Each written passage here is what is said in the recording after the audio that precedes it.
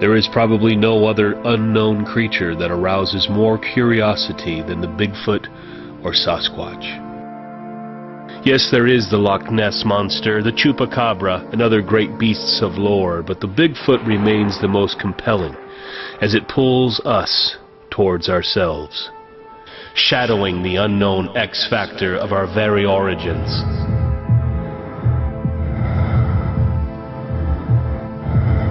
The case files contain thousands of reported sightings, yet no actual specimen has ever been found.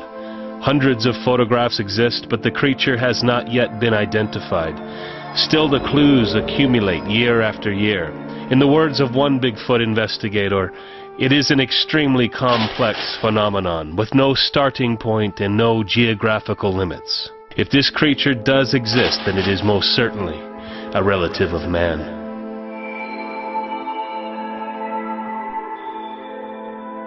Descriptions of the ape-like creature do not vary dramatically with credible sightings. The creature is anywhere from 6 to 10 feet tall, 300 to 1,000 pounds, and walks upright on two legs. Hair covers almost all of its body and ranges in color from black to silvery white, with the predominant color being brown or reddish brown. The creature is often reported to have a flat face and nose, a receding, sloped forehead with a prominent brow ridge, and a cone-shaped head, which sits on broad shoulders with no apparent neck. Its proportions are roughly those of a human being, except for its long, dangling arms. Bigfoot draws its name from the enormous footprints it leaves behind, many as long as 2 feet by 8 inches wide. The length of stride varies, but the distance is usually close to 4 feet between prints. There have been group sightings, 2 adults and 1 or more juveniles. The creature appears to be largely nocturnal. Species? Unknown at this time. When gorillas were first seen by white men early in the last century, the reaction to this discovery was one of shock and astonishment. Native stories of such creatures were well known, but were viewed as mere folklore and mythology by the scientific community.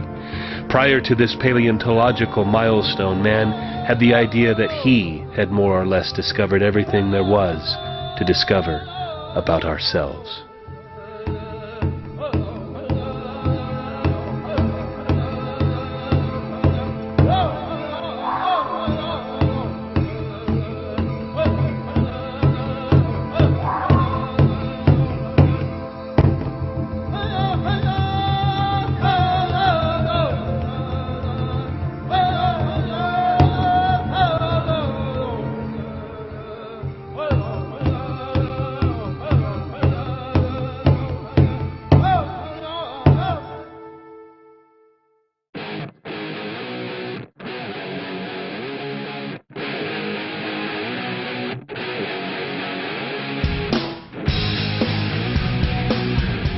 Bigfoot, also known in North America as the Sasquatch or the Oma.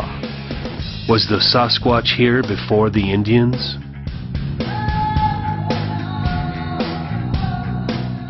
Thousands of Indian locations are named after the boss of the mountain, or the Wildman, as the Bigfoot was originally called by the Amerindians. Indian cultures generally regard the Wildman with the greatest respect.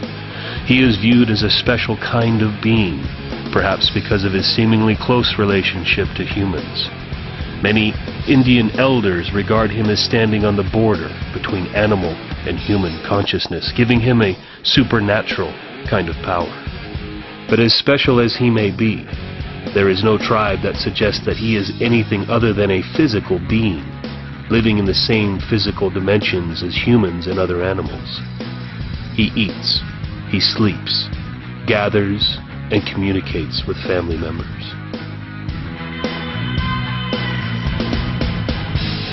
Wildman or Sasquatch attributes from numerous reports.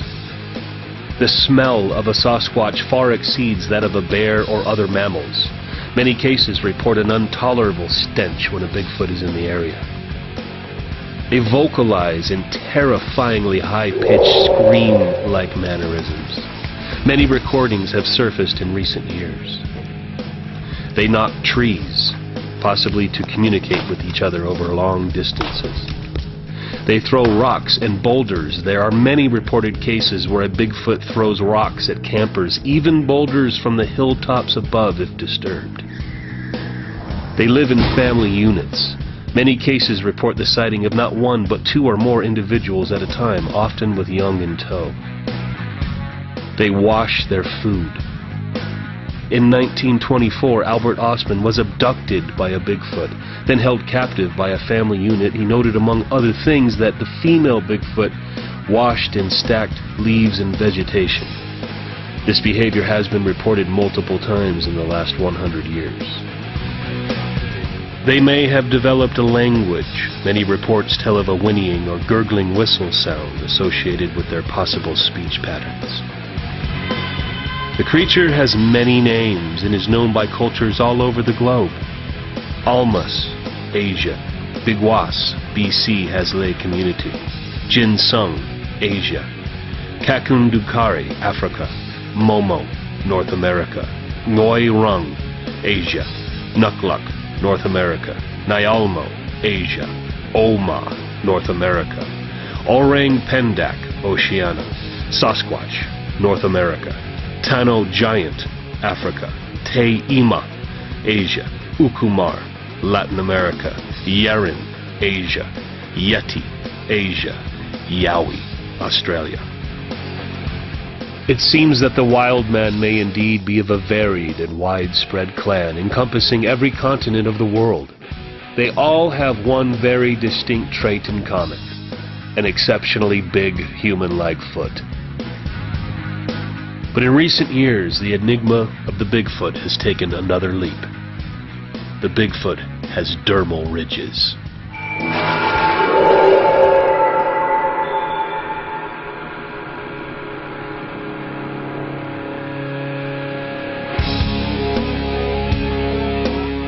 A friction ridge is a raised portion of the epidermis on the palm and fingers of the hand, or the sole and toes of the foot.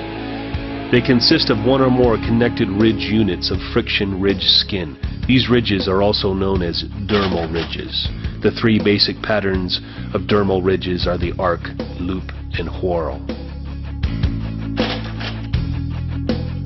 Many Bigfoot castings clearly show dermal ridges, not unlike those found in human beings. If the Bigfoot phenomena is a prank or a hoax, it is one of the greatest hoaxes of all time. The best prints on record were found in very, very remote places. To leave these prints and artificially create dermal ridges would be extremely difficult.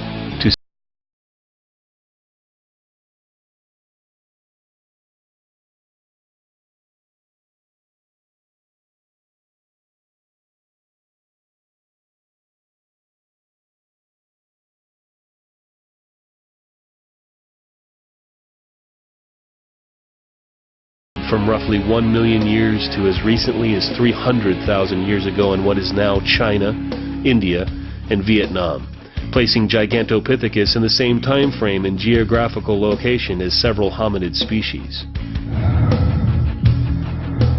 The fossil record suggests that Gigantopithecus were the largest apes that ever lived, standing up to 10 feet and weighing up to 1,200 pounds, making the species 2 to 3 times heavier than modern gorillas and nearly 5 times heavier than the orangutan, its closest living relative. Evidence of a separate species, Gigantopithecus gigantus, has been found in northern India and China. Another genus, Gigantopithecus blackeye, fossils of teeth and mandibles have been found in cave sites in Southeast Asia. Recent research using high-precision dating methods has shown that after existing for approximately 1 million years, Gigantopithecus blackeye died out merely 100,000 years ago. This means that it coexisted with modern humans, Homo sapiens, for thousands of years, and with the most immediate ancestors of Homo sapiens before that. Many cryptozoologists believe that Gigantopithecines are the legendary primates known in various geographic locations as the Bigfoot, the Yowie, the Yeren, the Yeti. But these claims are not considered credible by the scientific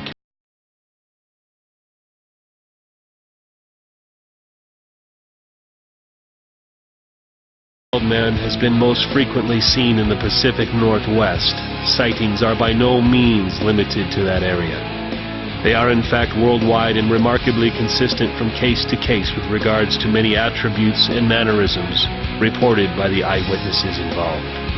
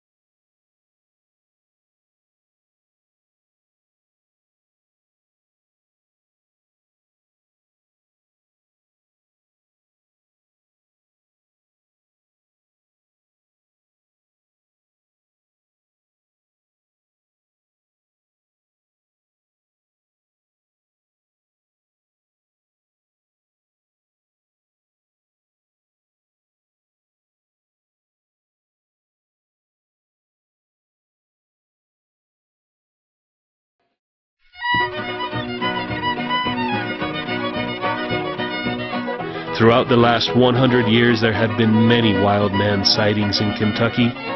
May 1894, Deep Creek. 5 men encounter man-beast which raided farms and was tracked to a cave. February 1959, Covington. Motorists saw a large, hairy, two-legged creature on a bridge. In the 1960s, there were many sightings around the Kentucky Lake area. In one instance, a family reported to a local newspaper that they were fishing and saw a creature that walked like a man and drank from the lake using his hands. June 1962, Trimble County. 2 men saw a black, hairy, 6-foot creature attacking their dogs. Other activity was reported in the area. July 1962, Mount Vernon. 4 young people encountered a Sasquatch while in their parked car. The creature growled ferociously, scaring them into hysterics. June 1968, Murray. Doctor reports seeing a Sasquatch on the road. In the 70s, many sightings were reported from Boone County, from farmers waking up from frightened livestock. Spring 1976, near Pembroke. 5 witnesses to 3 sightings. 6-foot-tall creature, huge round shoulders, glowing green eyes, seen near remote houses at night. January 1977, Simpson County. Policeman sees Bigfoot crossing the road at night. Other sightings in the area. August 1978, near Owensboro. Several men corner a Sasquatch beside a pond, shoot it with pistols from 10 feet. It fled into the woods, leaving no trace of blood.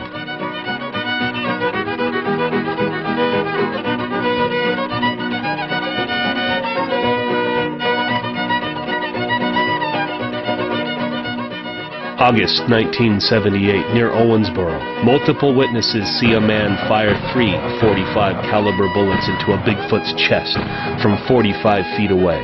It ran into the forest, never to be heard or seen again. October 1980, Maysville.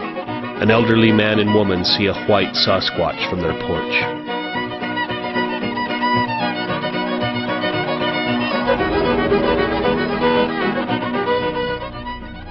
Oddly enough, giant skeletons have been found in Kentucky. At Mammoth Cave, the skeleton of an 8-foot-tall giant was found along with a younger adolescent in 1811. In 1876, the New York Times ran an article that referred to the remains of 3 8-foot giants found in the state. In 1965, landowner Kenneth White was building cattle stalls when under a ledge he found a perfectly preserved skeleton, measuring 8 foot, 9 inches in length. He states that the arms were extremely long and the hands were very large. The skull was 30 inches in circumference. The eye and nose sockets were slits rather than cavities, and the area where the jawbone hinges to the skull was solid bone.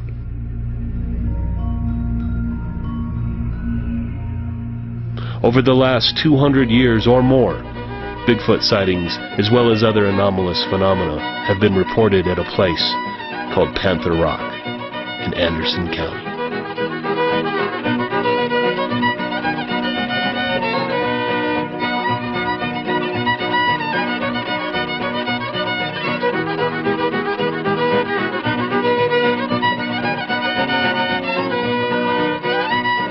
The following is from a letter found in the Kentucky Library dated 1840. It was on a cold night in the Blue Hills of Kentucky. We felt a presence that was undeniable in this place, where moonshiners and trappers roam. Long after the Indians were gone, we heard the scream of the wild man. Indeed, we knew we were trespassers in his world now. There are no human conveniences, no sheriff or law to call upon. Just the wilderness in its perfect and unyielding state. The Amerindians say he was here long, long before them, and long before any white man came to this valley. We heard that scream, that unearthly, deafening, piercing scream, that unequivocally let us know that this was not our domain, and that all the progress man has made meant absolutely nothing in this place.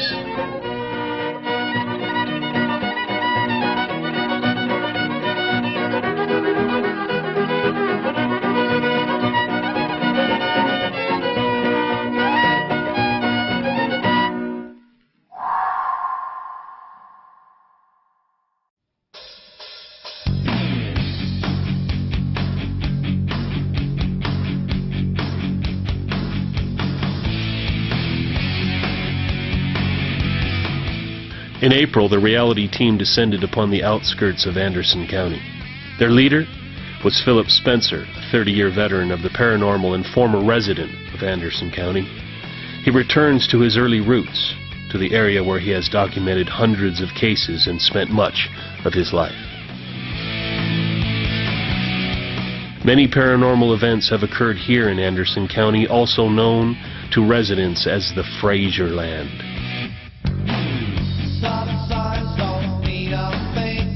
Many of these events are hard to explain in the rational cold light of day. Sightings of Bigfoot, strange lights, and last but not least, huge black cats.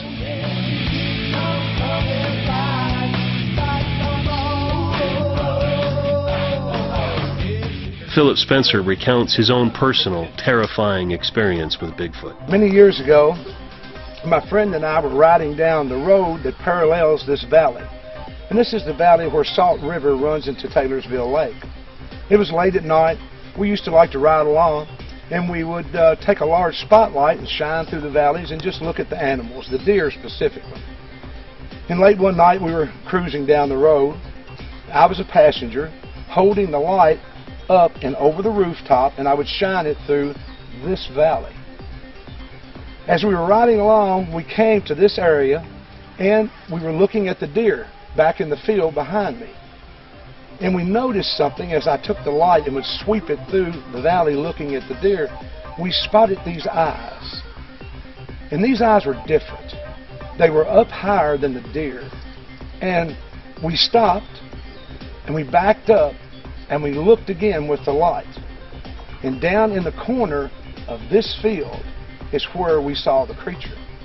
At first it was just standing among the deer, but then when I hit it with the light, it looked at us. It turned and walked back through the valley. It walked in like a lumbering gait. It wasn't running, wasn't in a rush. It was just moving away at a fair pace.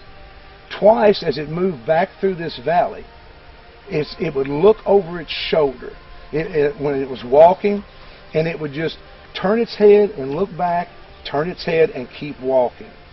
We watched it as it stepped over something, possibly a log, a tall log or a fence back here, but it stepped high, but it never broke its stride.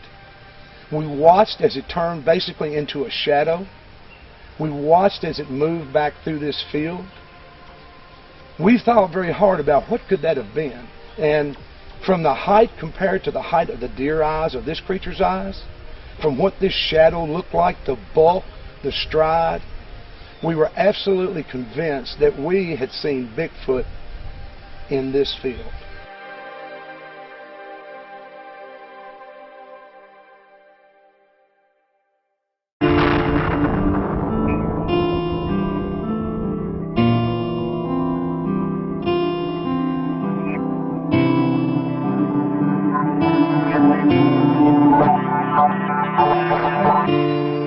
a story from the Frazier land.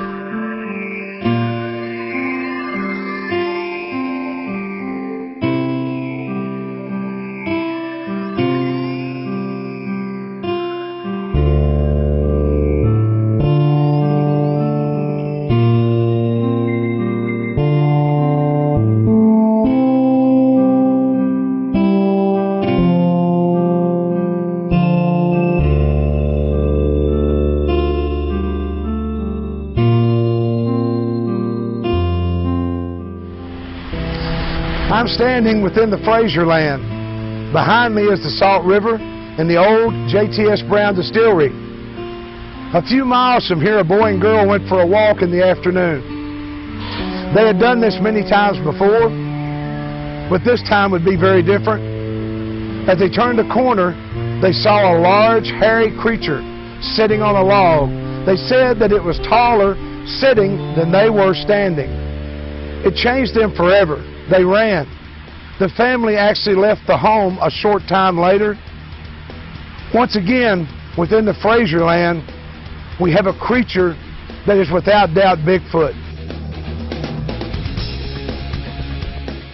This Bigfoot experience was so traumatic the children refused to be interviewed and are terrified to return to the area to this day. Along the wilderness road they come. Behind them, the struggles of the Revolutionary War. Before them, the conquest of the wilderness. The journey is long and arduous, but it leads to a land of promise. Day after day, the party follows the unfamiliar trail.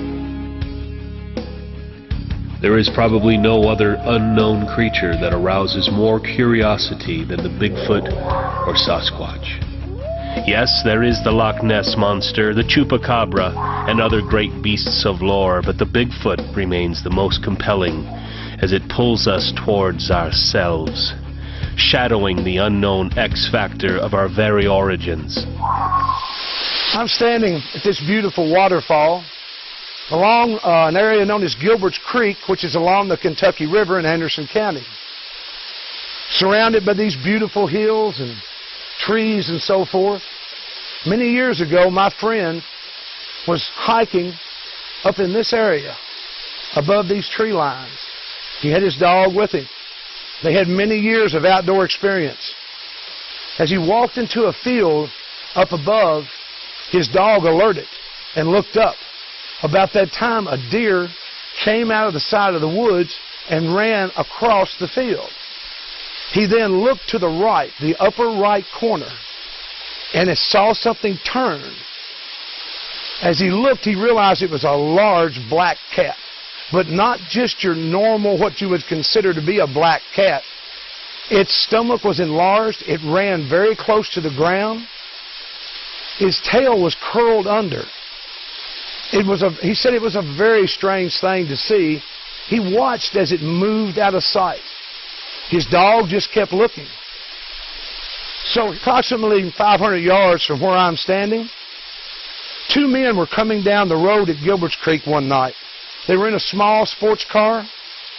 They came around a curve on the rock road, and what they saw affected them for many years. They witnessed an animal walk off the side of the hill on its back legs. 5 to 6 feet tall, a wolf-like creature with an extended stomach. They watched as it crossed the road and vanished into a field. So here we are, all this beauty and serenity, these hillsides of Kentucky, but up in these hillsides, there lurks rather strange animals.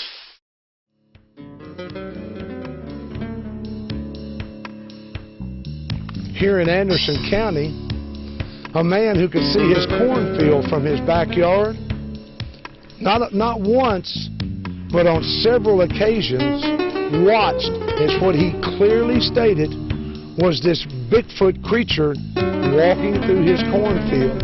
He could see the creature above the corn. He had no doubt what he saw was a Bigfoot.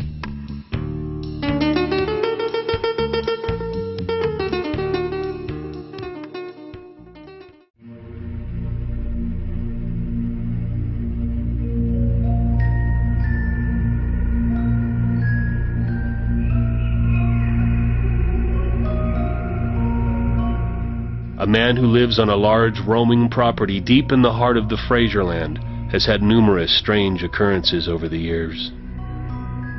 He has never publicly spoken of the many strange things he has seen and heard until now. The reality team were offered exclusive access to this story and amazing sightings. His voice and appearance have been changed at his request. Yes, I was going to spend the night on the land that I was in the process of buying. And I brought a little bedroll and some other paraphernalia, camping paraphernalia. Got here a little before dark, several hundred yards from this exact spot, and built a little fire and prepared to spend the evening. I believe I had some campfire coffee and things of that nature. It got dark and you could no longer see anything beyond maybe 20 feet. I heard something large moving through the brush about 60 to 70 yards from where I was bedded down. And I first said, well, maybe there is a deer moving through there, but it made a sound that was unlike a deer would make, in that it made a big footprint. And by big footprint, I mean that it placed its weight down upon branches of a large diameter and crushed them as it moved through the brush. A deer will not do that. The next day, or possibly 2 days later, walked back here to look at the area, and there were many trees very similar to the one that is to my left. I don't know if you see the tree here, this tree. And there were trees in a large area about that, some slightly bigger than that, but most of them about that size, broken off level at about 7 feet in the air, just about a foot above my head. And I found it very unusual. It was a large area, probably of irregular shape, and probably encompassed 50 trees. When you say you heard a disturbance the night before, was there a storm? Was there anything that something natural happened to hurt these trees? No, that was the thing that made me come so quickly to see what the source of the disturbance was, and it was a thrashing sound, as you would hear from that great a distance, and I could just tell that there was a lot of movement in the brush. I heard a large ruckus in the yard. I had 3 pretty good sized dogs, about 2/3 grown. They were between 50 and 60 pounds. And they were fighting with something east of my residence in an open field. And I went out the door with the light to see if I could see what was happening, and I could see them running in and doing battle with something significantly larger than them. And I have no real, it was at the edge of my light. I could see the dogs, I could see their backs to me, and I could see this broadside view of this large animal that looked to me to have a low-hanging belly, was much longer than the dogs, and the dogs would rush in at the creature, whatever it was, and I would hear one yelp and go backwards, and all 3 of them would go backwards when that happened. Then they would attack it again, and that repeated, and they moved away from me and got out of the edge of my darkness, or out of the edge of my light into the darkness. And I could still see or hear the event taking place, but I couldn't see it. Not wanting to go out there, I didn't want to risk injury to the dogs, so I went in the house. The next day, I went out to check the dogs. 2 of the dogs were badly mauled. Their faces and heads were scratched and with deep scratches. And one of the dogs was missing, had been carried off. That was my conclusion. Whether or not that was accurate, I don't know, but that was all I could conclude with what I'd seen. You never saw the dog again? Never saw the dog again. As time has gone on, you've lived here. As you've told us, you've had many extremely interesting events. But perhaps one of the most interesting is what is now known as the Frazier sound. And you have recorded it. It is available. And if you would, just go over your interaction with this sound over the years.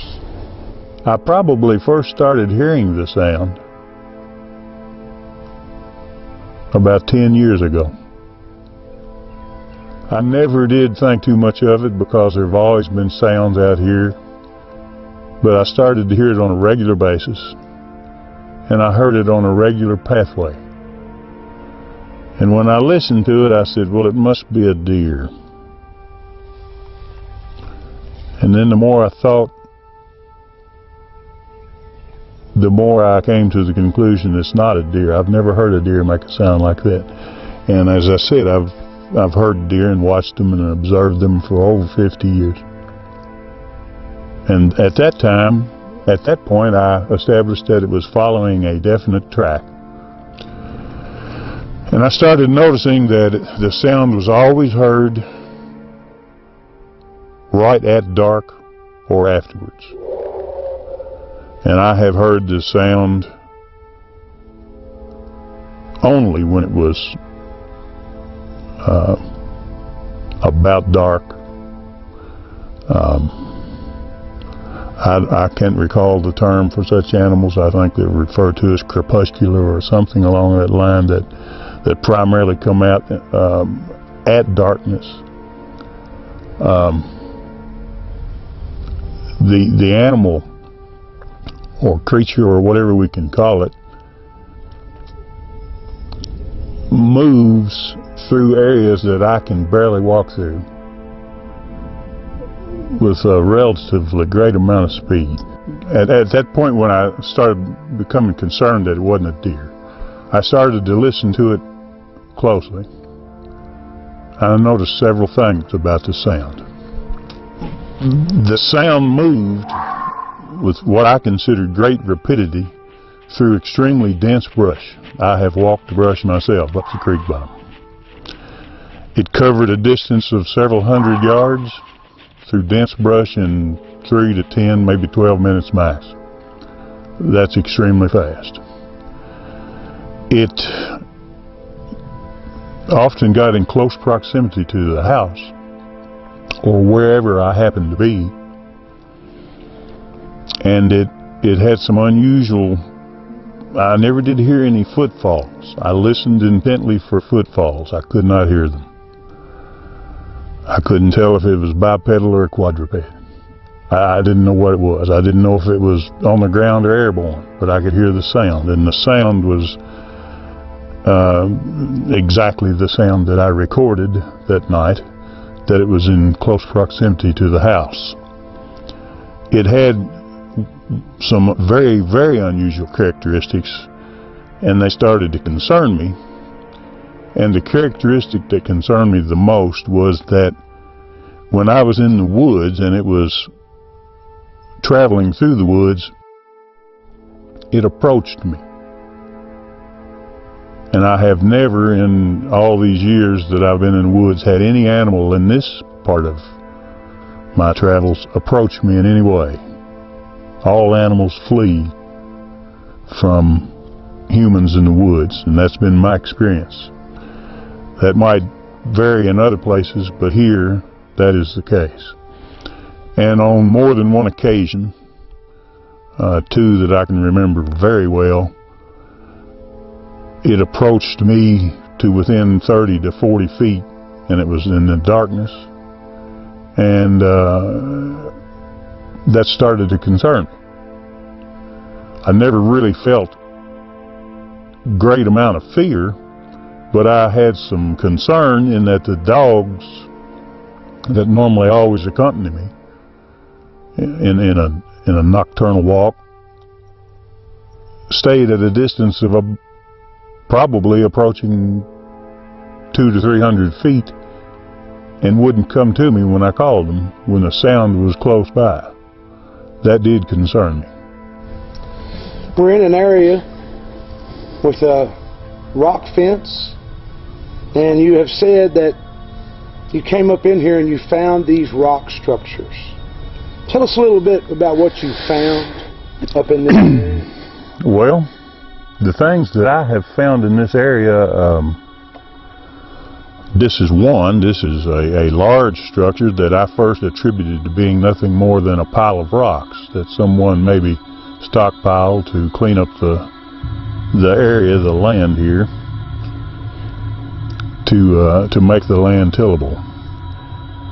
Then in looking at the land, I readily recognized that this land will never be tillable, so no one was stacking rock for that purpose.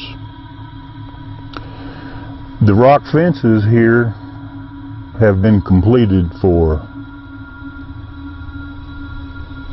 I cannot estimate, I would say approaching 300 years or more, and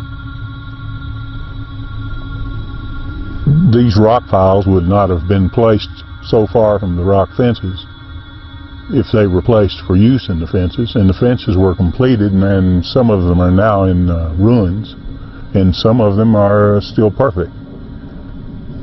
You came across a very unusual track, a foot track on this property.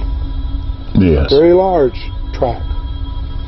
Would you give us some insight into that track that you found? Yes, it was in the midst of a terrible drought, and I had heard that sound that was referred to earlier as the Frazier sound, moving through the creek bed in close proximity to my house. Hearing it moving through that creek bed, I said, well, if there's any chance of it leaving a trail, it would be in the creek bed. And it was in very close time to that time that I recorded the sound, which made my interest at an extremely high level. So I went out and looked very closely up and down that creek bottom, which was admittedly dry, but it was the most moist area in that area. And I found what looked to be a large, one single track where a foot had appeared to have slid or moved sideways because of the green moss, and it was of the foot was it appeared to be of a human shape, but it was extremely large. My measurements, and they were crude because I couldn't see a clear outline of the footprint. It was in hard mud, but mud with moss on it. It was in a proximity of 17 inches. You have mentioned that back in this area there's a circle. This circle has some unusual qualities. Please tell us about this circle. Yeah, I used to walk in this area in the dead of winter, because right now we're about on the outer limits of the time with which you can move through here. The foliage is, as you can see, starting to appear on the bushes. You can't see where you're walking, and the briars and such are so dense that you literally have to crawl. So I was traveling in the winter, and and it was it's approximately 100 yards over to my left, from my left shoulder, and it is an area that is surrounded by trees, primarily cedars, and they're fairly dense, about like here. But this is an area that is nothing but grass, about 30 feet in diameter, and not a sign of a tree anywhere in it. It is simply grass, and it has been that way as long as I can remember.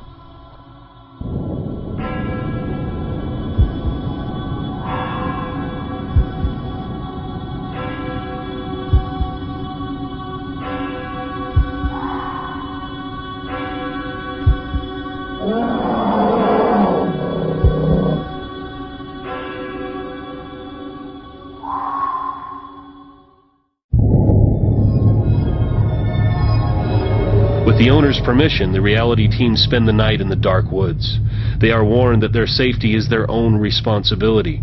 An understandable warning, but disconcerting for the crew members. Nevertheless, they set up and prepare for the night, deep in the heart of the Frazier land.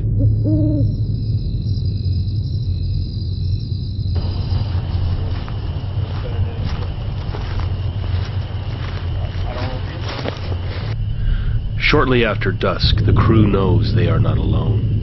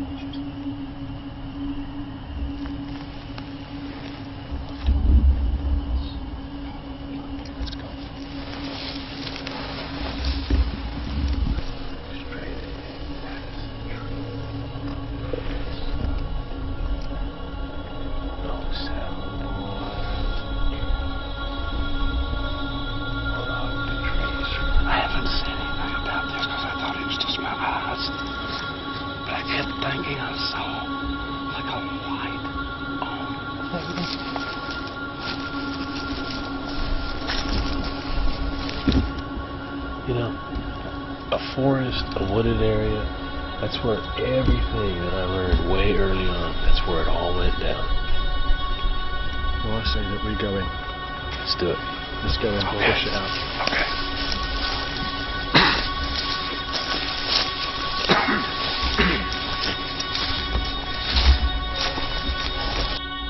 Two of the team members have gone down a steep path over to the left. About a minute or two after they left, we heard it sound like some kind of large animal. Made a thumping sound like a large foot hitting semi-wet mud. The mud over here is semi-wet. We haven't heard anything after that. We're just going to sit here very quietly and listen. Two team members go deep within the woods and encounter an undeniable presence in the forest.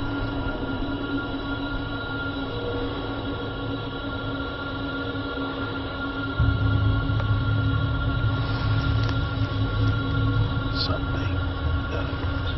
Yes.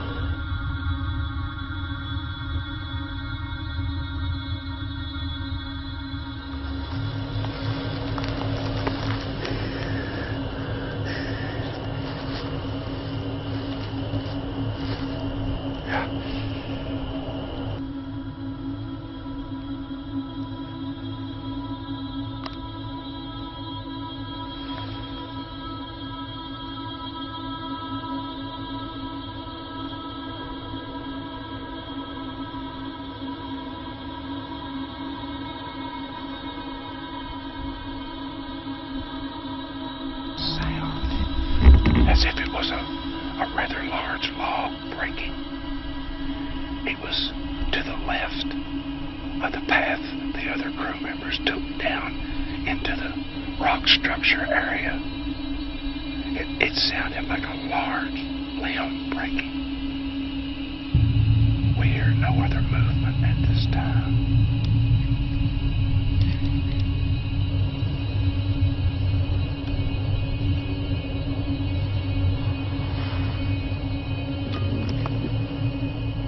What's that?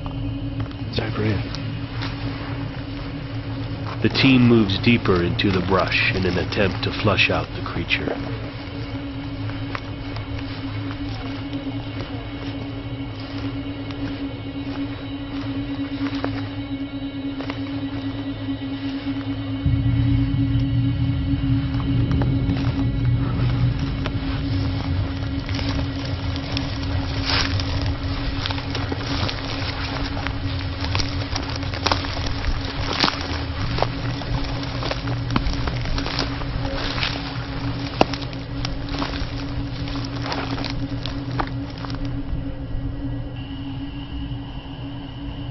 Not sure what it was.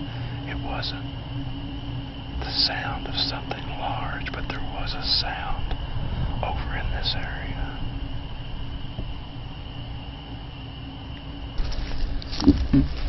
There's something in there.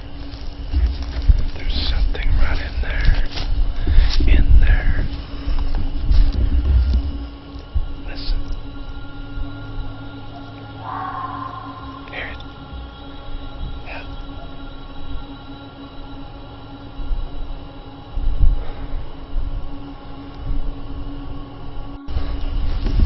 As to what it is, it's hard to say, but there's something moving in this tree line along the edge.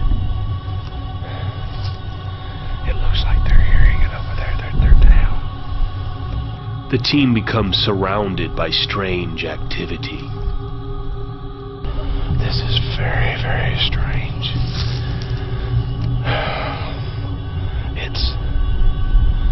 It's a feeling. You can feel whatever this is. We've all had this feeling. The team not only feels they are being watched, they begin to feel hunted.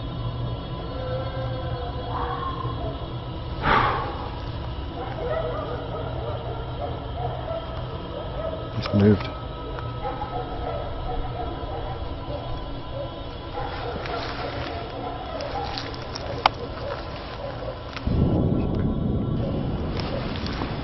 It's gone right down there. I can taste it.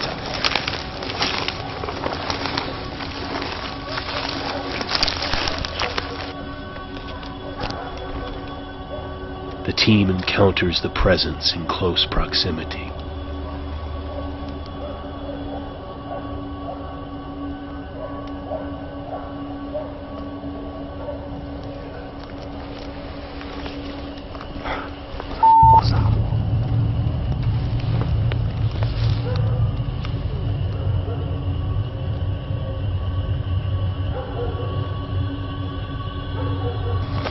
Yeah, I can feel it right now.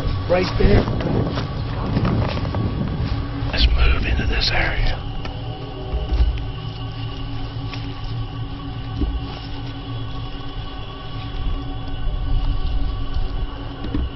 It's hard to say what it is, but we've got movement to our left.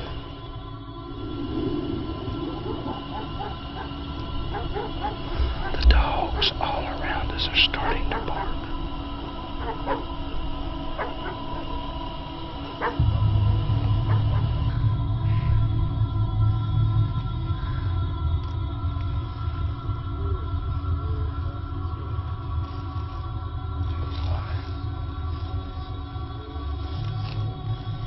So what did you all see? What happened? We just tracked it all the way down there and came to here. It's f***ing with us. It's f***ing with us. Man, did you hear that? Did you hear what they just said? Yeah. I know. We've heard several noises, but it's hard to say exactly what they are. But those two noises were done by something heavy. That was a big limb that broke, and right down this path, it was like something thudded its foot, and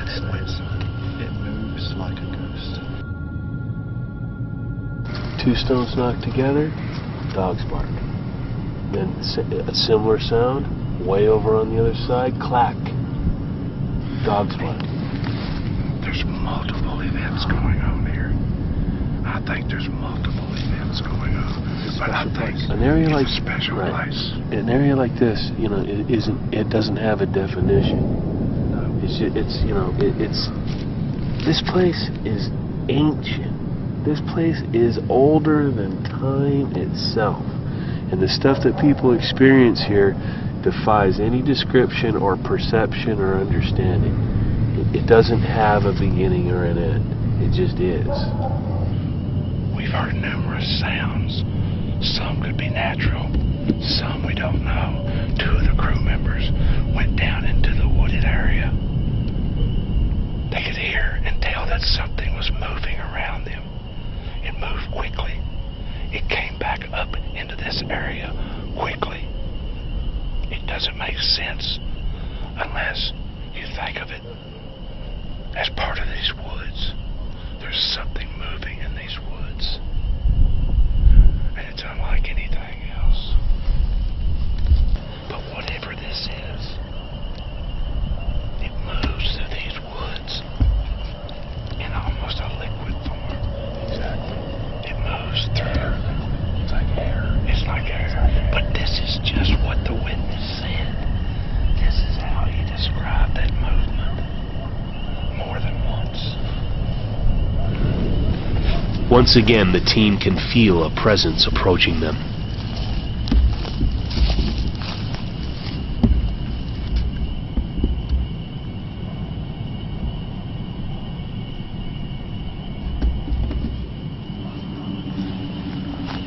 Suddenly, strange orbs of light begin to appear in the forest. There's a pop over there, and then there's a pop over there, and then I see that light right there. It's coming and going, but it's there. It's just like a light back in the woods, but it moves. Look now, it's dim. Look how dim it is now.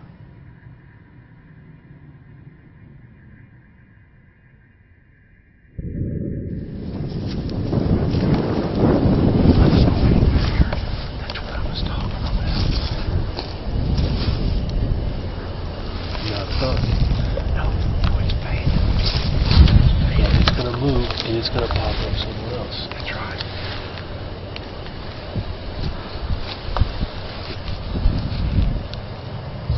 It's not there now. It's not there now, is it, Matt? I'm still seeing it.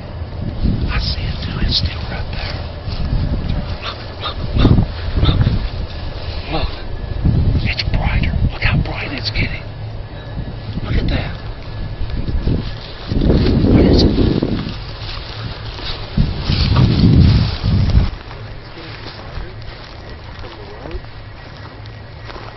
Camera's please. It's getting brighter, Philip. The Yes. light from the road, the blue light. It's getting brighter and brighter and brighter. Is our shape and our elemental form reappearing. It's there. It's faint, but it's still there, and I can clearly see it right there.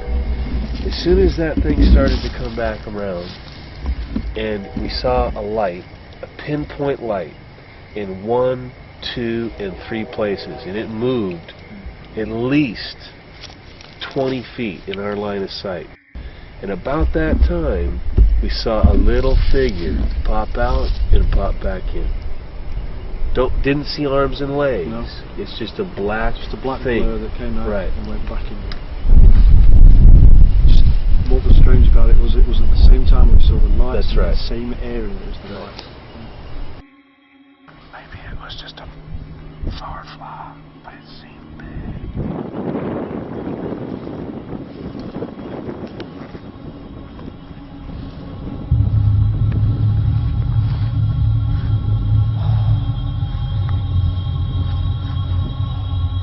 But I know one thing. What is that? What is it?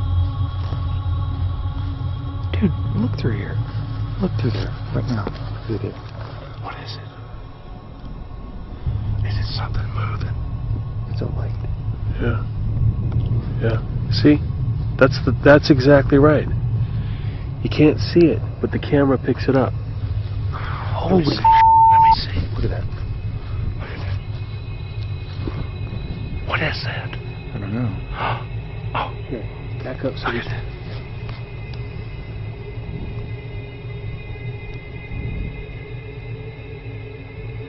There's absolutely nothing there without the That's right. the camera. That's right. That's right. Nothing. You guys still there? You guys need to go check that out. No.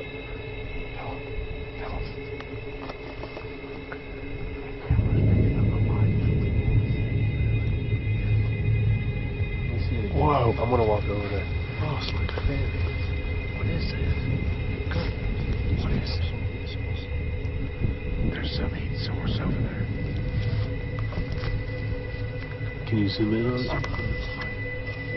Let's go up there. Come on.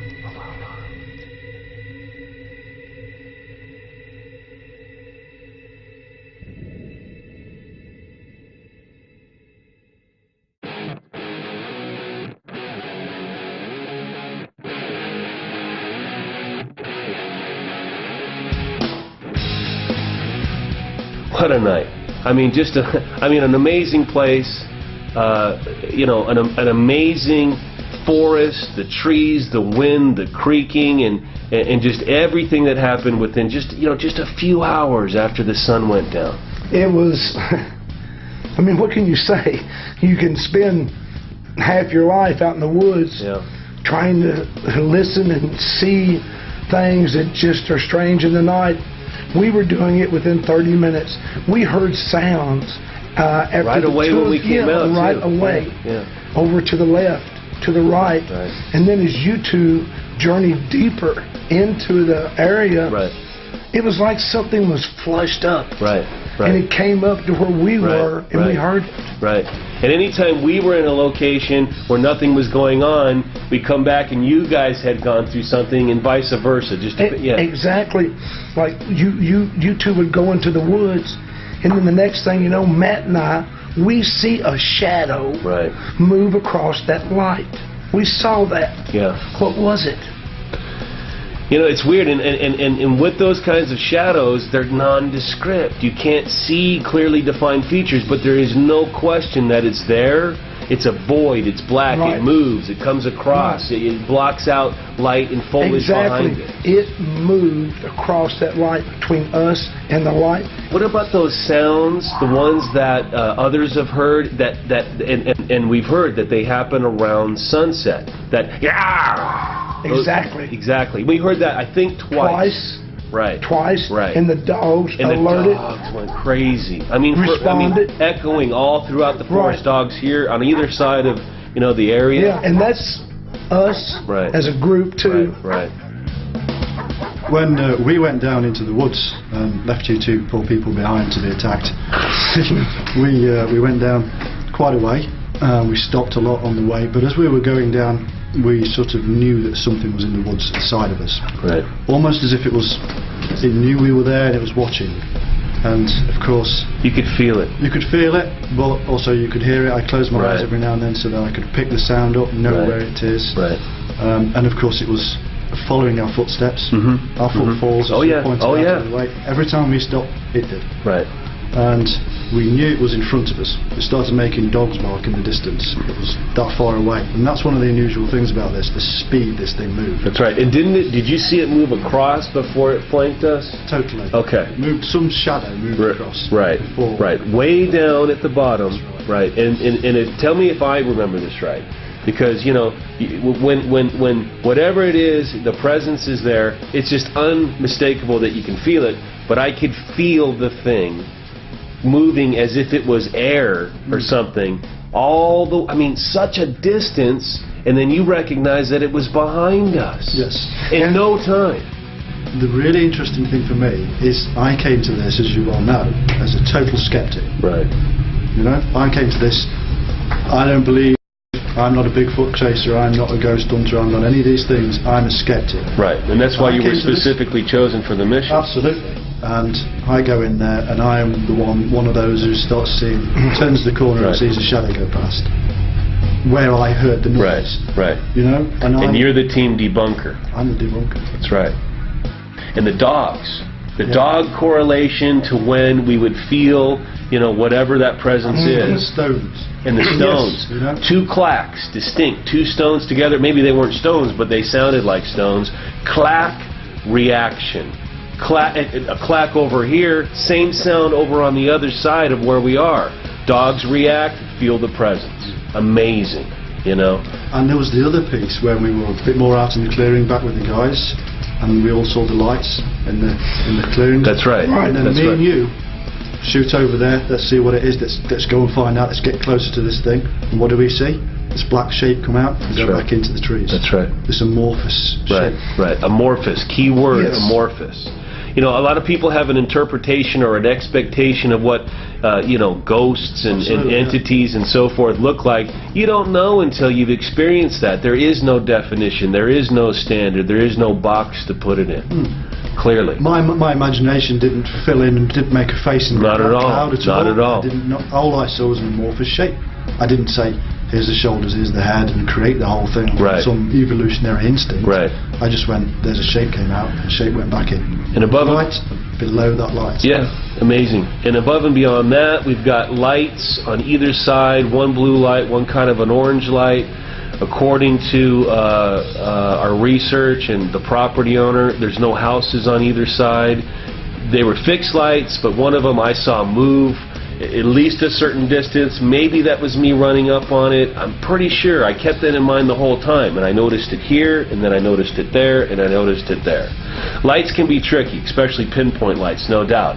But let's not discount that steam, white, oval, elliptical thing that was off the ground that we all saw. Yes. And it got brighter at times. It never got bright as if it was a light being turned on, but perhaps that's just not, you know, that's not a realistic expectation in any way. No. But we all saw that, and we saw it for a long time. Almost to the point where we got bored with it. In the middle of nowhere. Yeah. Up off the ground to top it off, you know? As we seem to perceive this thing, or even to just let it go a little bit, something else would happen. Right. It was almost like quantum physics. We were almost as if if we perceived that particle, we would cause a reaction. Yeah, very interesting. And lights, particles, amorphous shapes, etc. All of this may merge at some point. Who knows? I mean, to go out to a place that we've never been, that has a history, and experience multiple things. It just says volumes, you know. It really does. What we should do is move to the Panther Rock, and really, you know, get in there and explore that area, and see what we can experience. And tonight we take guns. Cold steel is the recommendation. That's right. But hey, you know, we are in the middle of nowhere. This is the wilderness.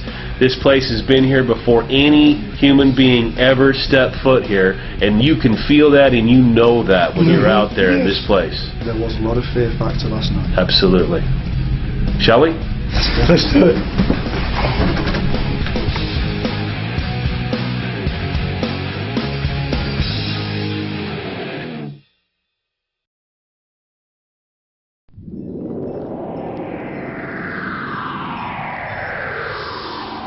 Along the wilderness road they come. Behind them, the struggles of the Revolutionary War.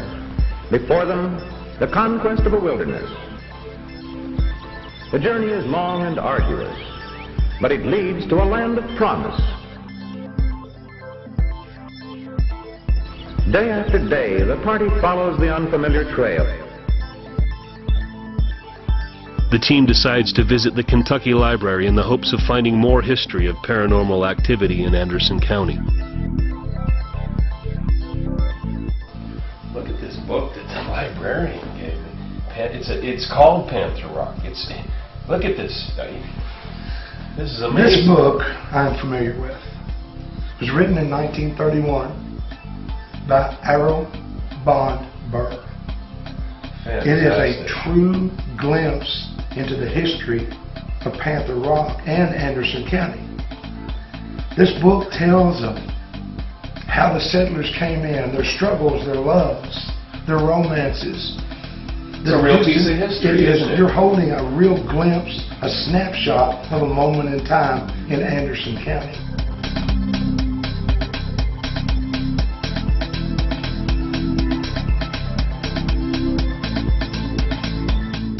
This is a real treasure. It is. It really Holding is. in my hands a document like this is terrific. It's fantastic. It tells so much of the area. This is possibly the only copy. Here She in said it Anderson was. County She actually said Library. it was. Right. It's more than 70 years old now. But this mentions mysterious things also. But there's something that we need to do. What's that? We need to travel to the gravesite of Daniel Boone. Daniel Boone. Daniel Boone's from Kentucky. Daniel Boone told a tale, a story, about killing a 10-foot hairy creature that he called a Yahoo. You're kidding. In this book, they talk of the dark and bloody ground, old Kentucky. Right. Let's go see some history. Let's visit Daniel Boone's grave. Let's go.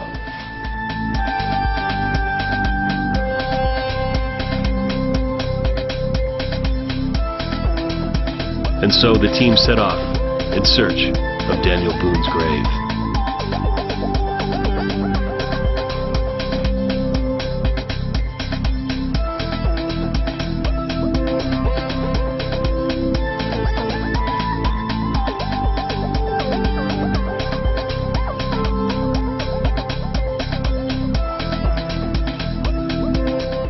Franklin County, 1795, taken from portions of Woodford, Mercer, and Shelby counties. Kentucky had become a state 3 years earlier with Frankfort as capital, 1792. First meeting of the legislature's second session met here in 1793.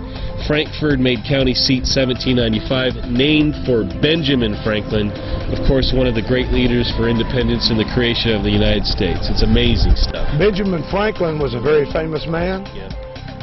But on that distant hillside Right over here. lies another very famous man. There lies the gravesite of Daniel Boone.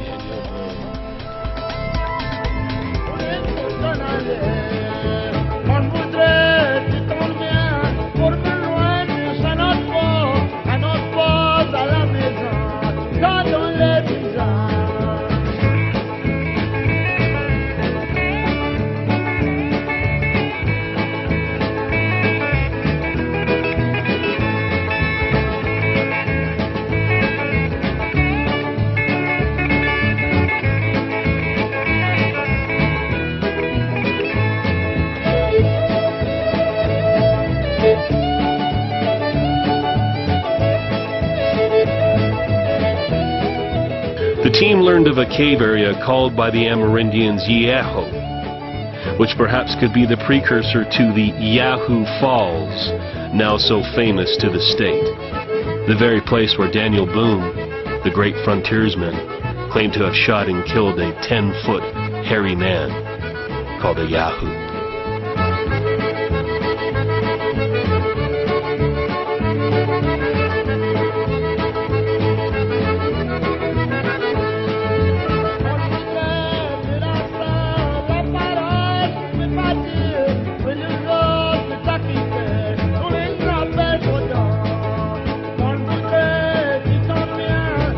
Here we are at Daniel Boone's grave, born in 1734, died 1820, entered base in Kentucky 1767. Just a great man, a great explorer, and we have an opportunity to be here at his gravesite in this great state. He's a true legend within the state. His story of killing the great, hairy, tall, wild man of the mountains, him referring to it as a Yahoo. There's even references to be found, Native American references of an Ahu. Ahu. I believe that's what that was initially called. Yahoo. Exactly, Ahu. Right, and that's it. And somehow along the way, in history, it's been named Yahoo. Exactly. Whether it was just like other interpretations, perhaps a simpler way to spell something, or just the way the people in the area would speak the language and make the words suitable for their dialects. But what we have here is the marker of a great legend and a great man. He came to this country, he explored it, and along the way, he said he encountered a 10-foot hairy creature and that he killed it. And those tales were told around campfires for many years, and even today, they are still told.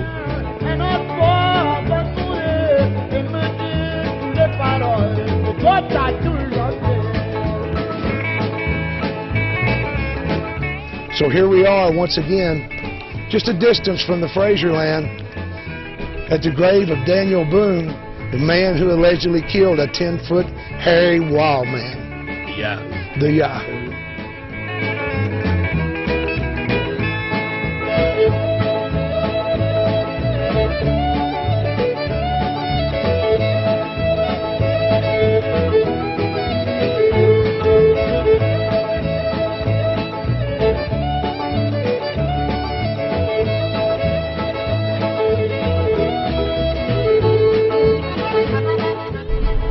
Another interesting thing, just in general in the great state of Kentucky, there's just innumerable caves, Mammoth Cave being the most notable. According to record, there were 3 or 4 mummified giants, skeletal remains, 7.5 to 8 feet tall. What did you hear about that? In a sense, this relates to several very hot topics over the years concerning giants found underground. There was even a case where a bone, a femur, was supposedly on display for others to see. The underground limestone cave systems in Kentucky are enormous. Mammoth Cave, approximately 350 miles of underground tunnel. 350 miles. And that's just one cave system, of course. That's a cave system. But perhaps, just perhaps, it's more than a cave system. Perhaps it's a way for something that doesn't want to be seen to move from one area to the next. And it's another interesting fact, and that is a fact in the sense that there's so much Native American activity and folklore here, and that so many of these different structures and rock groupings and walls emulate that of South America, near the cenotes and other Incan and Mayan civilizations, all centered around the cave systems or the underworld. The underworld, the exactly. other side to life and death. And you have to remember, we are at the dark and bloody there. So here we are at the banks of the Salt River in Anderson County, as good a place as any to talk about just the great history, of the area and sightings over a great period of time. Exactly. For example, just at the library, we found out that the Chickasaw Indians, the Shawnee Indians, the Yuki, and the Cherokee, among others, are native to the state. And we found an amazing list of sightings dating back to 1894 and after. And this is just a brief list. It is. Just a brief list, but they're all interesting and just shows from one end of the state to the other how many reports there are. And as we said, this is just a brief listing. For example, May 1894, Deep Creek, not exactly here but close. 5 men encounter man-beast which raided farms and was tracked to a cave. February 1959, Covington. Motorists saw a large, hairy, 2-legged creature on a bridge. Always we seem to have these sightings where they cross roads, bridges, and riverbanks. Water.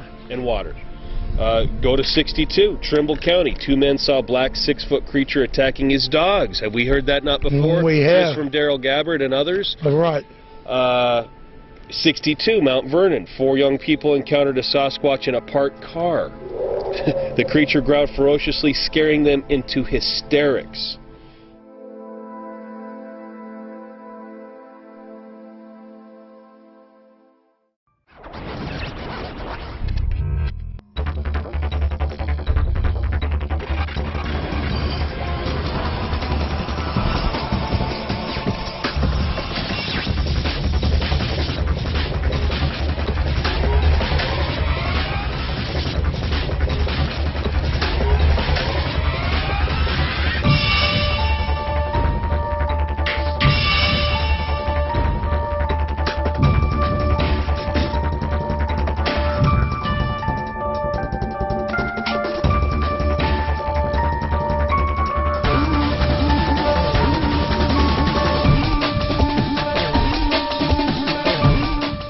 One man has reported his cow being attacked by something in the night. Whatever it was lacerated the animal's face and literally tore off its ears. The incident occurred in his backyard, very close to his house.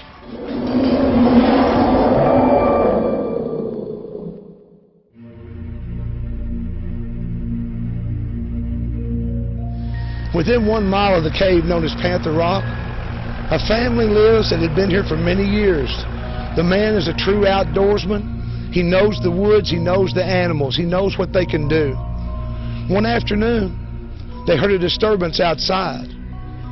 They looked, and one of their cows had burst through a gate and was coming to the house. As they looked, the cow's head was covered in blood. Both its ears had been ripped off. There was nothing left. It's just a little stub where this cow's ears had been. Its eye had been ripped out. They found out that it was protecting a calf that it had just had. And yet something had attacked it and done all this damage. No one is really sure what did this, but this happened within a mile or so of the cave known as Panther Rock. This is another real mystery for the Frazier land.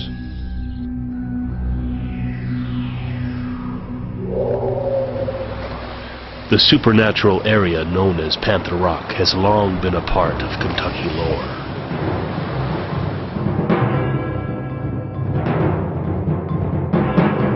The reality team prepares to spend the night in this mysterious area.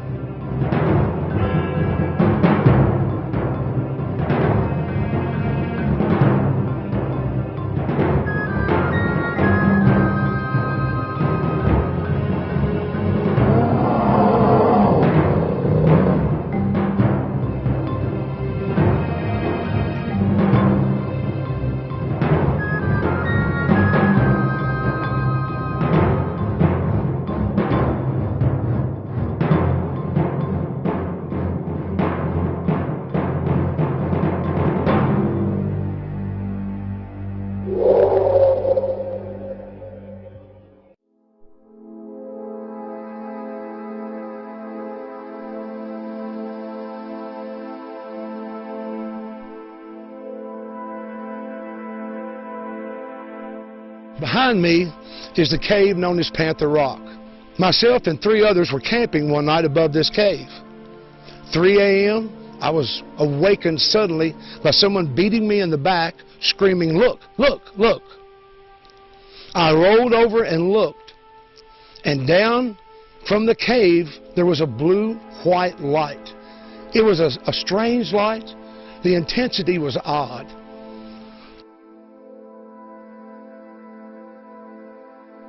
It lit up the tree lines. It lit up everything. Suddenly, it just went off, as if you had thrown a wall switch. We just sat there. There was no smell. There was no sounds. There was nothing. We'll never know what that light was, but it has been reported before in different areas of the world. To my left is a tree. It's a rather large tree.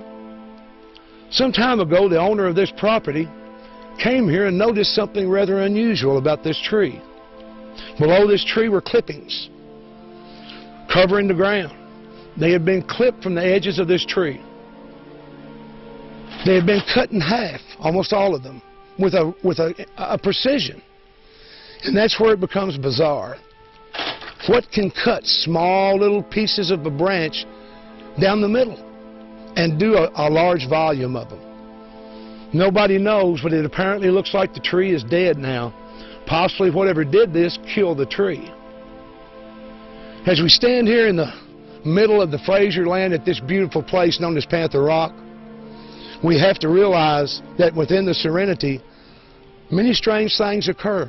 The Bigfoot, the cats, the tracks, the sounds. Here we are in the Frazier land. The property at Panther Rock has been handed down for many generations. The owner of the property, Daryl Gabbard, and his family have had experiences of their own in their historic backyard. When I married Ann, came into the family, they immediately brought me over to look at Panther Rock. And it's a very interesting place, so I began to read about it and ask people about it, and I've learned a lot of folklore and a lot of tales about the place, and it's just an interesting place. One of the tales is how it got its name. According to folklore, there was a chief Indian in this area back when it was beginning to be settled that terrorized everyone in the neighborhood. Behind me, almost directly behind me, a fellow lived in a log cabin. And one night during a terrible rainstorm, he heard several screams in the direction of the cave. On awakening the next morning, he went down to the cave to see if he could see what the problem was. And there lay a man that had been killed by a panther, obviously, cat scratches and so forth. And it was that Indian chief that had terrorized the whole neighborhood. When he realized what had happened, he ran all the way to Harrodsburg, the nearest settlement, and told the good news to everybody that would listen. Several years ago, I began to notice that each night my dogs would bark and start barking really hard and run towards the back fence of my house. I went out on my back porch and one night and listened, and there was a strange sound, and I could tell that it was coming down the ridge and by a barn that I have down below my house, about a quarter of a mile below my house. And this was not like any animal that I had ever heard. I assumed that it was some kind of cat, bobcat or a panther or whatever, but I never did find out exactly what it was. But every few nights the same thing would happen for quite a while, and it was a mystery to me, and I know that some of my neighbors have heard similar things. One old hunter that was in the area many years ago told me about being out coon hunting and hearing sounds like that, and his dogs all coming and cowering around him because of their fear of this animal. And the feeling that he had as he went home of something following and watching, and everybody being afraid till they got to their house.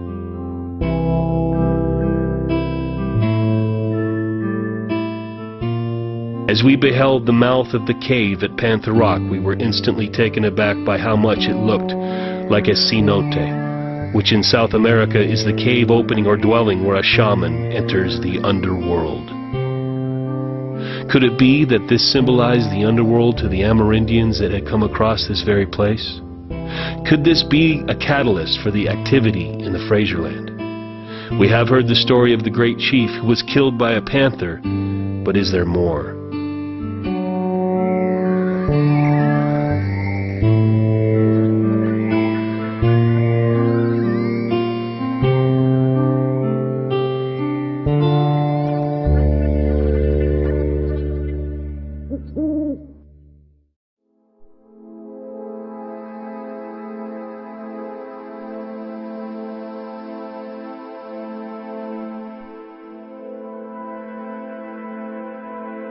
We're standing deep in the Frazier land, in the vicinity of the cave known as Panther Rock.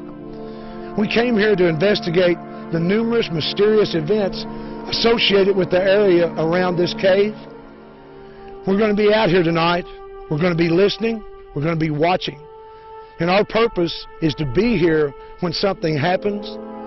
And just maybe, and hopefully, that event will be an up-close and in-person meeting with the creature known as Bigfoot.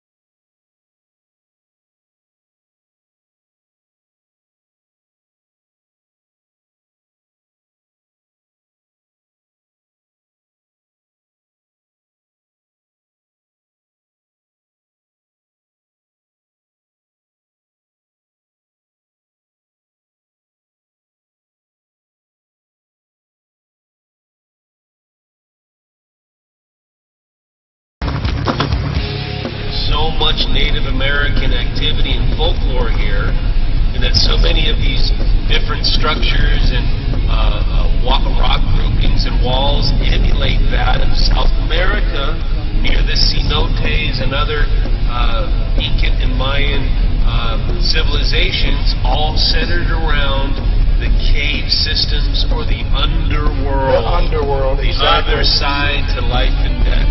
And you have to remember, we are at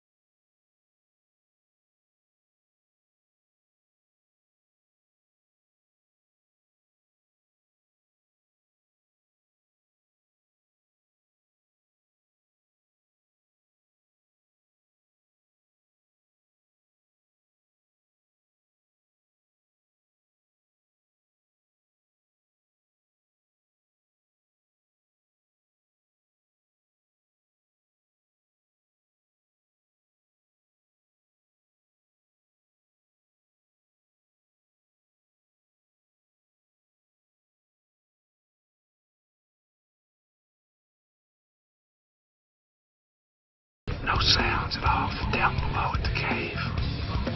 No sounds in the woods. But it's early. The team, as they will move around the perimeter, oftentimes we will have something flush back to us. So we're just going to sit, listen, and watch.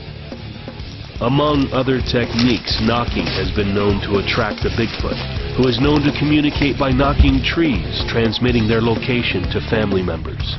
Team member Tony Gerard demonstrates.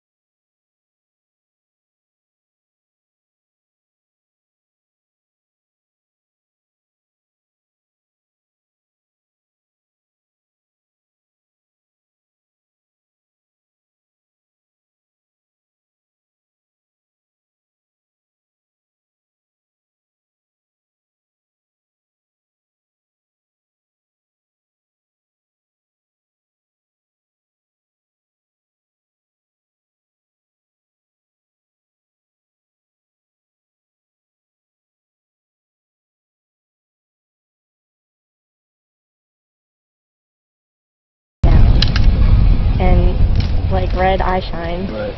And he could even see canines. And he said it was not a bear. He climbed down from the tree and stood at the base of the tree on two legs. And he said it like lifted up its nose like it was winding him. And then it like walked off.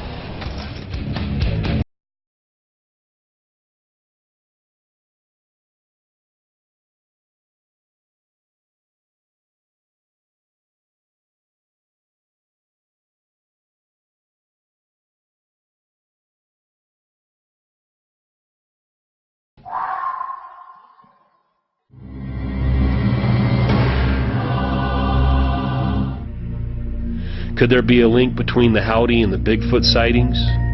We turn to Jeff Waldridge, a local paranormal investigator, for more background. I'm here with Jeff Waldridge. Jeff is a paranormal investigator, well-known one here in Anderson County, Lawrenceburg. For years, there's been a story here in Anderson County in an area known as Cedarbrook. It's a tale of a creature they call the Cedarbrook howdy. No one is really sure how this creature got this name, but the tales have gone on for many years and are extremely interesting. From what I've gathered, it's always been a massive creature, about a little bit taller than a man. I would say probably 6'5", 7 foot tall, but it's massive. It's a really massive creature, very muscular, and the reason they really got that it's, you know, massive, muscular, strong creature, there was a story that there was this boy down there with his girlfriend, and they had pulled down to Cedarbrook in the little pull-off there to park and do what teenagers do, and from what he said, they started hearing rustling around in the weeds behind them. Something came up and started tearing into his car pretty deep. When he got back out of there, he saw 3 huge claw marks. A three-clawed creature had clawed into his car pretty deeply. He had showed this around town several times. I never got the chance to see it, but I knew several people that did, and they said they were really deep scratches.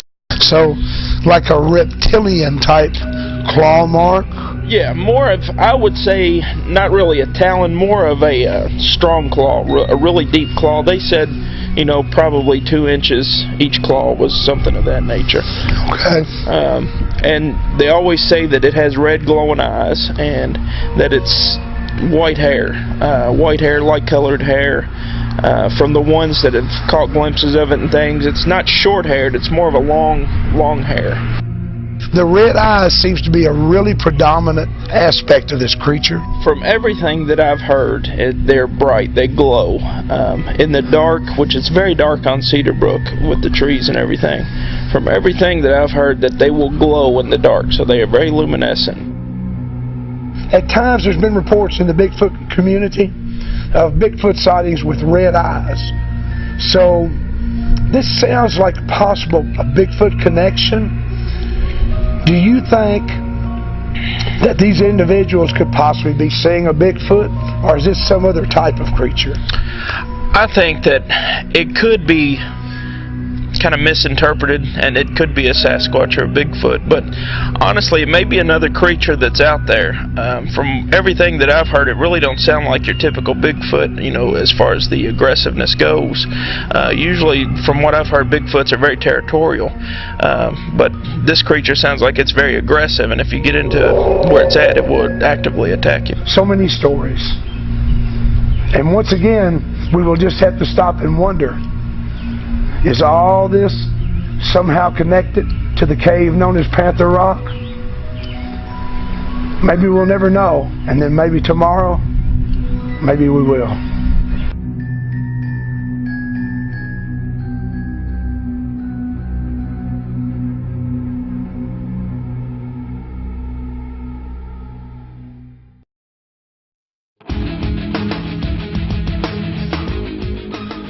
A new sighting has just been phoned in to the team. This amazing account has never been heard before. It was May of 1973. Just before sunset, an almost commonplace theme with Bigfoot sightings. This time on Hammond Creek Road, where Bruce Young was driving with a friend. They stopped to witness an enormous, hairy creature traverse the ridge above them for almost 30 seconds. We were just preparing to leave this part of Kentucky when we received a cell phone call. An individual by the name of Bruce Young told us of a Bigfoot sighting here in Anderson County in this area on the Hammonds Creek Road. This report has never been heard before, and you're going to be hearing it for the first time now. In 1973, in May, Bruce Young and a friend were riding along in this area. It was just about sunset, maybe a little bit afterwards, at the twilight time of day.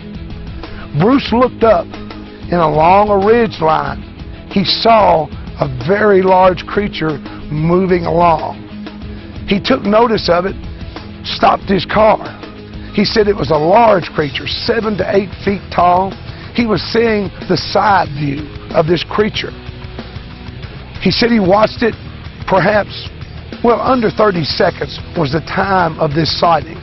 He said there was absolutely no doubt in his mind that he saw the creature known as Bigfoot. This is another report from Anderson County. Bruce Young said that it gave him goosebumps and that it somewhat changed his view of nature. He takes a more awareness type of outlook. He notices things. But one thing he knows, he saw this creature as it moved along a ridge line, He will never, ever forget it. Another report of a Bigfoot sighting from Anderson County, Kentucky.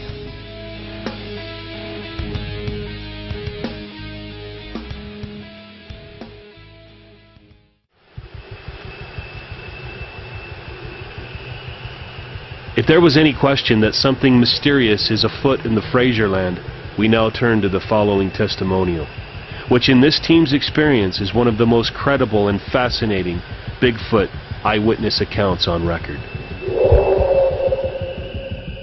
My name's Lynn Hutton. I live in Anderson County in Kentucky.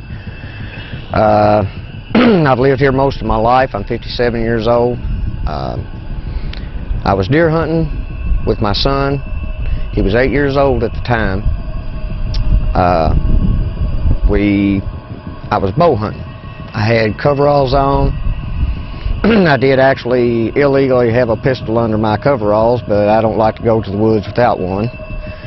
And for many reasons, and this story's about one of those. Anyway, it got close to being dark, and I told my son, I said, we better get back to my truck before it gets too dark to, you know, see to get back. All of a sudden, about 20 feet from us, if there's no other word to call it, a Bigfoot stepped out. And I had taken my son and kind of pushed him back behind me to the side. And by that time, I realized I better get my gun out. And when I got back to my truck, we got in the truck, we left, and I haven't been back. Could you tell us anything about its face? You looked at its face. Its face was just same as its whole body, just long hair. You could make out the eyes, and the mouth, but the nose not so much. The hair was just real long all over it. It was super long hair. How many inches maybe on the hair? On the hair, at least a foot. At least a foot long. And when this creature walked out of those cedars, it was looking at you, and then you say it just stepped backwards and kept, was it still looking at you? Yeah, it never took its eyes off of us. Never, not once. It stepped right back into the cedars, just the same. It stepped out, we looked at each other, stood there a second or two, and it stepped right back, just like that. Did you smell anything? No, I was so scared I didn't notice a smell. There could have been, I'm not going to say, but I did not notice any smell. My son, I asked him, he does not remember any smell. Of course, him being 8 years old, it didn't scare him as much as it did me, because he didn't know what it was. He didn't have an idea what it was. I knew what it was as soon as I saw it. It had to be. It just couldn't have been nothing else. It was massive. I mean, it's just huge. It scared me so bad that I'll remember it the rest of my life. I will never forget that. You obviously think that this is a real animal. You don't think this is anything otherworldly. You think this is a disappeared species, or a species that we're not aware of. Yeah, what have you thought about that? I really do not know. I really can't say one way or the other. I've talked to one friend of mine. He thinks that they're from another dimension. And I'm not going to say that's impossible. I'm not going to say it's not possible that they're from another world. I don't know. I don't know where they come from. I just don't have any idea. I just know what I saw. Huh? What emotion did you feel at the time? Fear. Surprise at first, when I first saw it, and when I realized exactly what it was, then the fear factor set in. I was really, really scared. Did you have any perception of what it was feeling? Caution. That's why I think it scared it too. What would you say to those people that would say to you that you were either hallucinating or that you have misidentified something? For instance, it's a bear. Well, no, it was real. It was real. I'm 57 years old. Been laughed at about a lot of things. I'm still here. They can laugh at me all they want. I will walk into any church and put my hand on a stack of Bibles and swear to God of what I saw. It was real.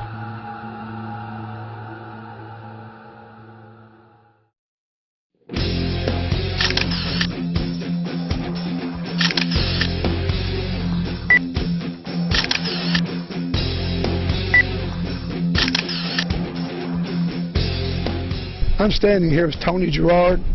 Tony joined the team last evening as we ventured back to the cave known as Panther Rock. Tony is a naturalist, a biology professor. We're really pleased to have him with us. And Tony, tell us a little bit about yourself, a little background, some of your thoughts. Well, I'm a biology teacher by profession, and ever since I was a kid, I've always been interested in natural phenomena. I love a nature mystery, and you know, Bigfoot is a great mystery, and nice to be back in this end of Kentucky, in some beautiful country.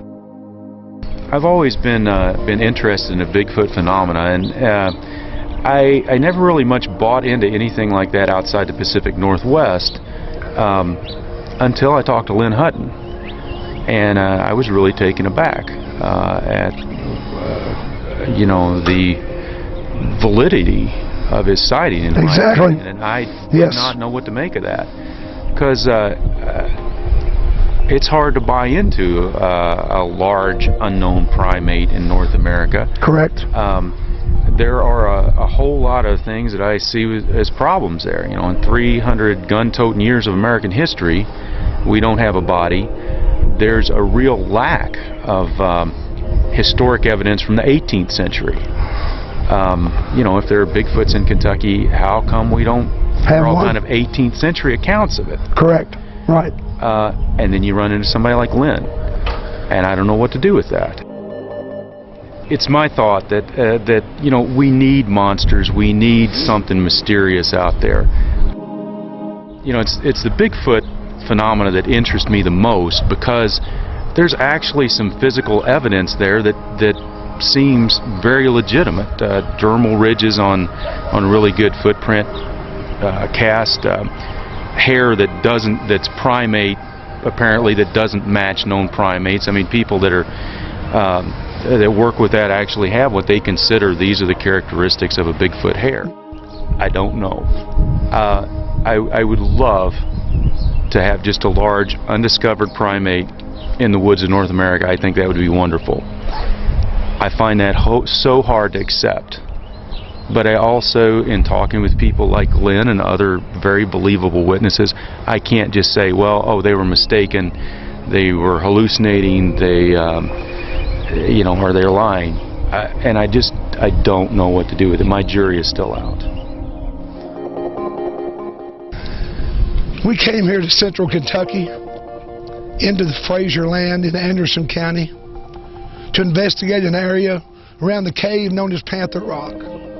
Numerous reports, various type incidents.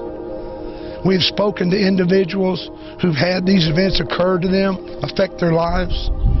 Very believable individuals. We've looked into these matters, we've thought on them, and we all agree on one thing. They need to be looked at more. Scientists need to open their eyes and their ears, listen and think openly, as well as everyone, about these type of events. In the future, let's hope that we look into things of this nature. These mysteries abound. They're out there. And what do we know about them? Very little. And how can we ever know about them if we don't investigate them? Kentucky's a beautiful place. Anderson County has wonderful people. We've enjoyed our investigation. We hope to come back someday and look even further, as everyone should do. We want to thank everyone, and we hope to see you again.